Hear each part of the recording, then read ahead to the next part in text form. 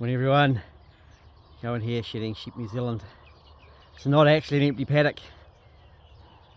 There's a ewe over here with a couple of little lambs, and there's a ewe over here who I'm a bit annoyed with. She's got one, but it is huge, absolutely huge, number 9. And I've been grabbing my scales out and weighing lambs. Right, and this is a beautifully vibrant little lamb. Strong and healthy, and 5.8 kilograms. That is my biggest lamb so far.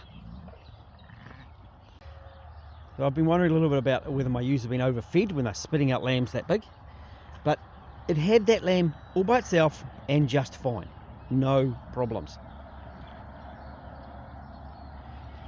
When I weigh them, I do a mothering test as well.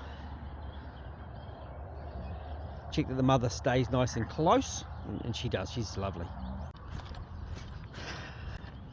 And of course this paddock looks empty because I've picked up all my lambs yesterday. All the older lambs, I've moved them to another paddock, put them on some more grass. They're all nice and happy and spending some time on the new grass. Had one little lamb born yesterday, and he's got a black leg, and I thought I'd vaccinated for that.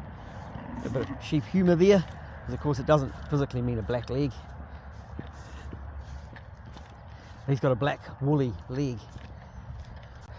Coming up to a little ewe who popped out some lambs last night, and this little tiny ewe, she was scanned with twins, and it was accurate this time.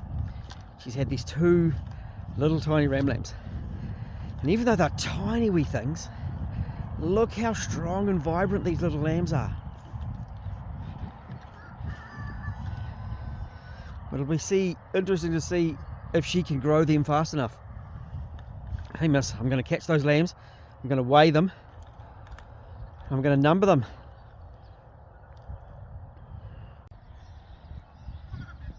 And even though she's not that friendly, she still came back and got her babies and passed that mothering test. Those little ones, smallest lambs I've had, 3.25 and 3.4.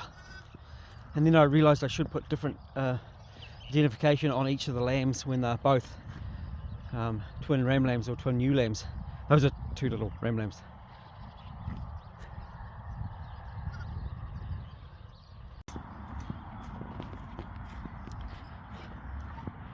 Now I saw the signs of number 9 getting ready to have hers. She was tucked away, she was avoiding the other ewes, and because she was scanned with twins, I got back, and of course there was just the one there, and so you're always concerned when there's not another one showing.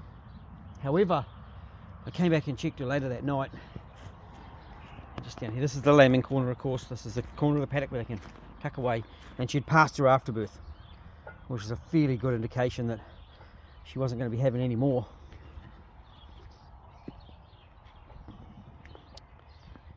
As you can see, she's a lovely ewe, lovely to deal with, very motherly. She still sees me as a predator when she's got a baby, so she wants to leave. But if I had some pellets, she'd be right up on me. Hey miss, do you want to come with me? There are the springers. Daffodils confused me a little bit. That's the front one. Yeah, she's confused me because she was meant to have already lambed. I saw a clear mark on her on the 19th of February. And she still hasn't lambed, though she's got a green mark on her, so I'm not quite sure what's going on with that one. So the ewes are out on the grass to feed them as much as I can, to grow those lambs as much as I can.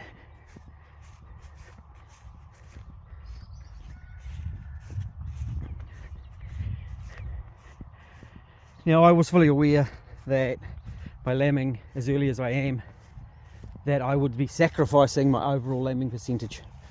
Totally aware of it.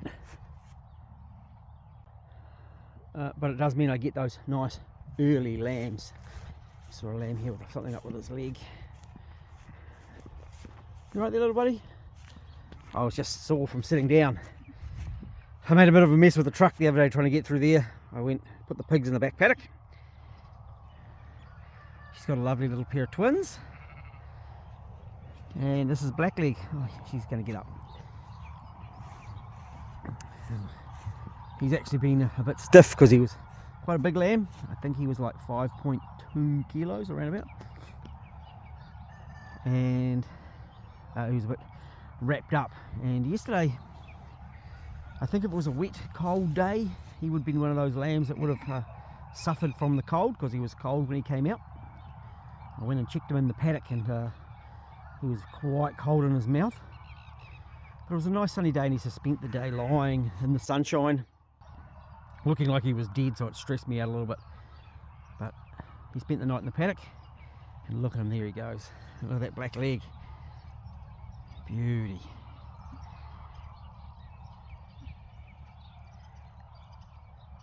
And the ewe had lost a little bit of condition on what I would have really preferred.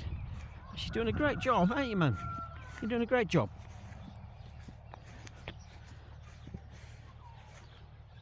Well done.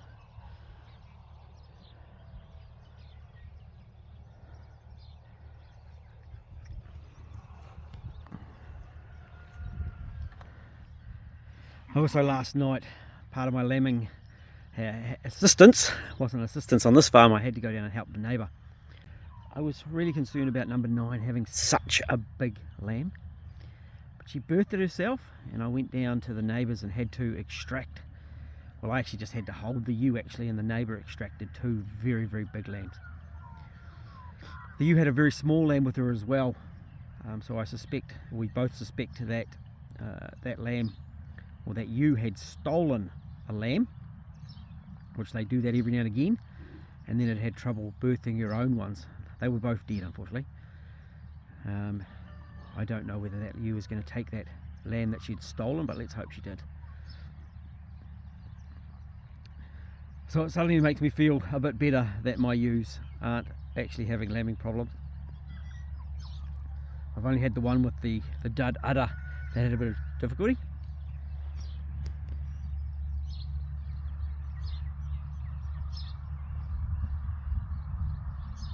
You can see the sheep in the background, those are my ones there on the hill, and they're a lot tighter.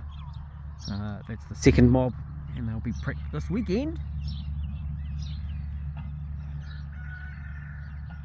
because we should start swapping over probably the end of next week, I think.